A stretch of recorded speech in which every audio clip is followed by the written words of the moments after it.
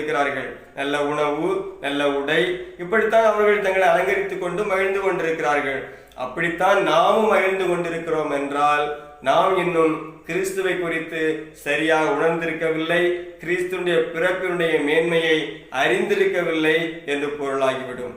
ஆண்டுடைய தூதர் அவர் தந்தை யோசேப்பிடத்தை சொன்ன பொழுது, ஆண்டவர் அவருக்கு இயேசு என்று பெயரிடுவீர், அவர் தன்னுடைய மக்களை பாவங்களிலிருந்து மீட்பார் என்று எழுதப்பட்டிருக்கிறார். அப்ப இயேசு என்கிற பெயருக்கு மீட்பர் என்று பொருள். இயேசு கிறிஸ்து நம்மை மீட்பதற்காக இந்த உலகத்திற்கு வந்திருக்கிறார். அதான் மிகப்பெரிய மகிழ்ச்சி. ஏனென்றால் இந்த உலகத்தில் எல்லா மக்களுமே மரணத்தோடு வாழ்வு முடிந்து விட்டது என்று மரண பயத்தோடு வாழ்ந்து மடிந்து கொண்டிருக்கிறார்கள்.